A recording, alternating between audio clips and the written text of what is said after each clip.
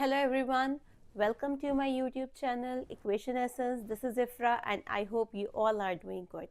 We are doing some important concepts usually जो exams में आते हैं, ज़्यादातर competitive exams में. Today I'm going to take one more important topic yet so simple topic, that is Pythagoras theorem. Pythagoras theorem आपने काफ़ी बार सुना होगा, काफ़ी बार आपको मालूम होगा कि वो कहाँ यूज़ किया जाता है.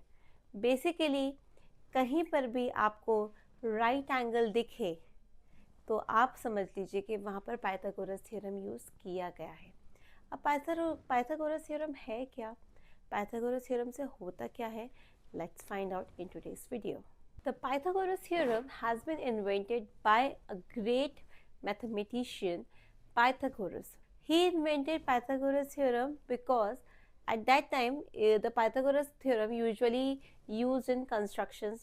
कहीं पे भी कंस्ट्रक्शन साइट्स होती थी and if they have a right angle triangle, usually हम लोग जब भी कहीं पे भी राइट एंगल ट्राइंगल देखें या राइट एंगल देखें तो आप समझ लीजिए कि वहाँ पे पाइथागोरस थ्योरम लग रही है. किस लिए? डिफरेंट बेस बताने के लिए, डिफरेंट हाइट बताने के लिए. तो अब वो कैसे लगी?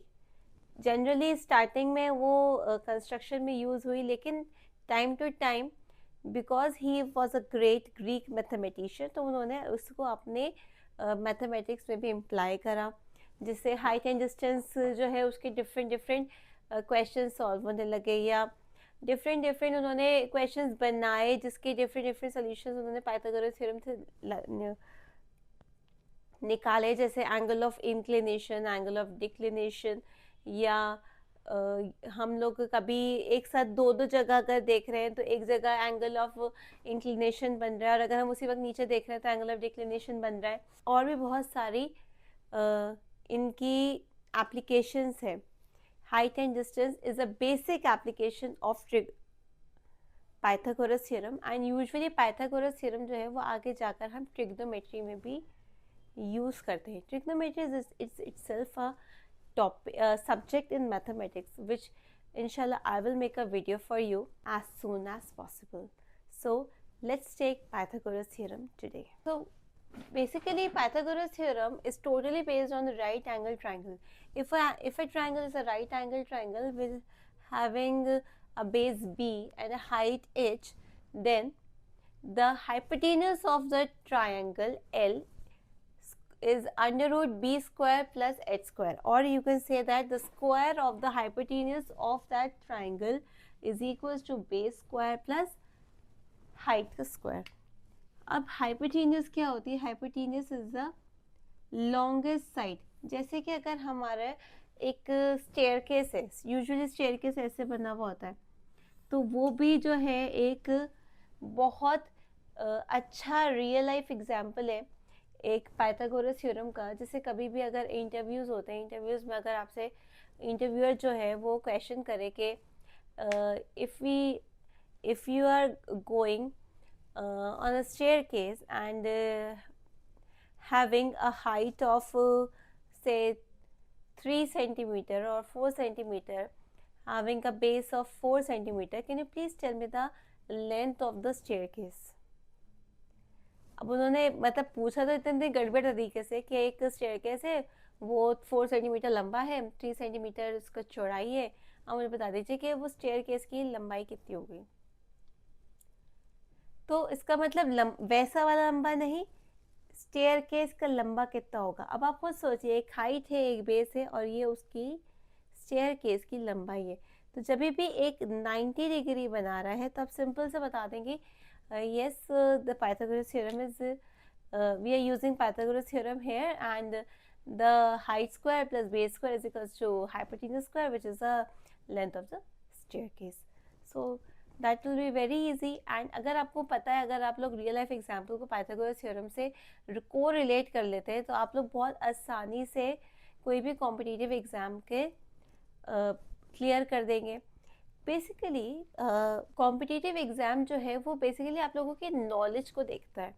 आप लोग एक दिन पहले कितना भी रट लो, 2 दिन पहले कितना भी रट लो, लेकिन अगर आपने कोई भी एक चीज़ को अच्छे से समझ कर करा है, उसकी प्रॉपरली एक स्टडी करी है, तभी आप कोई भी एक कॉम्पिटिटिव एग्ज़ाम निकाल सकते हो. हर एक चीज़ को पढ़ना, एक बार पढ़ना, 2 बार पढ़ना या रट लेना कभी भी कॉम्पिटिटिव एग्ज़ाम्स में जो है रटना काम नहीं आएगा। अगर आप उसको रियल लाइफ एग्जाम्पल से कोरिलेट नहीं कर पाए तो आप कॉम्पिटिटिव एग्ज़ाम नहीं कर सकेंगे, और अगर आप आसानी से कर पाए तो आप बहुत आराम से ही कॉम्पिटिटिव एग्ज़ाम क्लियर कर लेंगे। मैं आपके सामने कुछ रियल लाइफ एग्जाम्पल्स देती हूँ पाइथागोरस थ्योरम के, जिससे फर्दर आप कभी भी एग्ज़ाम देने जाएं या कभी भी आपको इस तरीके के क्वेश्चन मिले तो फ़ौरन से समझ पाओ कि ये तो एक पाइथागोरस थ्योरम हो सकती है, और पाइथागोरस थ्योरम हो सकती है तो आप लोग आराम से स्क्वायर भी निकाल सकते हैं, स्क्वायर रूट भी निकाल सकते हैं। सो let's start with some real life examples. Here's a tricky question. A pole is standing vertically on the ground. A wire is attached from the top of the pole to a point on the ground. There is a pole standing on the ground. A wire is attached from the top of the pole to a point in the ground. Say the point is here. Initially the wire is 13 meter long. 13 meter long, and the point on the ground is 5 meter away from the base of the pole. मतलब 5 meter away from the base of the pole. Later the wire is shifted to another point on the ground which is 12 meter away from the base, but the wire length remains the same. Find the new height or at which the wire is attached to the pole. सबसे पहले उन्होंने क्या बोला है? सबसे पहले बोलना है कि वो 5 मीटर है, हमें बताना है कि पोल की हाइट क्या है। तो आप सिंपल सा है, this is the hypotenuse square is equals to base square plus hypotenuse is L. Hypotenuse is 13 square is equals to 5 square plus h square. So h square is equals to 13 is 169 minus 25 which is equals to 144. So height is equals to 12. See, the answer of square root 144 is plus minus 12, but here we are taking the height of the pole. So height cannot be in the negative. That is why we are taking plus 12. So this is the first part. Later the wire is shifted to another point on the ground which is 12 meter away from the base, but the wire length remains the same. Find the new height. अब उन्होंने बोला एक और पोल है,